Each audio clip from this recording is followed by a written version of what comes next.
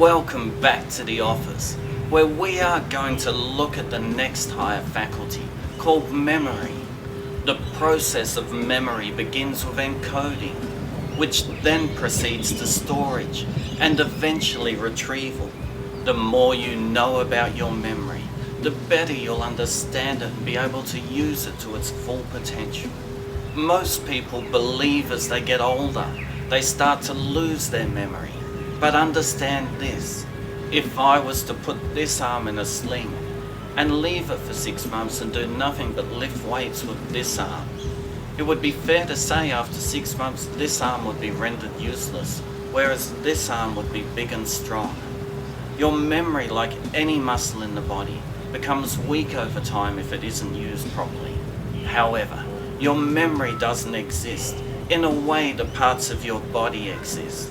Like all the other faculties of the mind, your memory is not a tangible thing that you can touch. It's a concept that refers to the process of remembering. Do you remember what you had for dinner last night? The image of your dinner flashes on the screen of the mind. Understand that the memory you just experienced was the result of an incredibly complex, constructive power that each of us possesses. Your memory is really made up of a group of systems that each play a different role in creating, storing and recalling your memories when the brain processes information normally. All of these different systems work together perfectly to provide cohesive thoughts and memories. This is incredible technology that we are talking about, and as we continue to expand our awareness, we will start to understand how we can use these higher faculties in deliberate ways to benefit our lives. Do you suffer with the fear of loss of love of someone? Are you afraid of losing someone you love? Have you ever thought, why do you have this fear? The fear is generally proportional to your ability to love yourself. If you keep looking at yourself through others' eyes, you'll never be able to love yourself.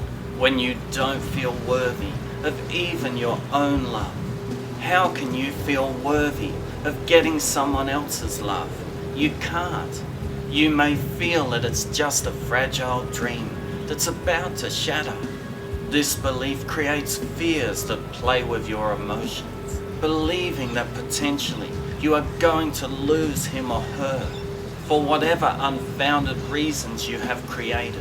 The fear of loss of love of someone has its roots deeply planted in your subconscious mind, which is responsible for the vibration the body is in, resulting in the energy and the correlating frequency that you are transmitting out. So if you keep those less than positive pictures on the screen of the mind and buy into those less than positive fantasies, they will no doubt eventually become self-fulfilling prophecies.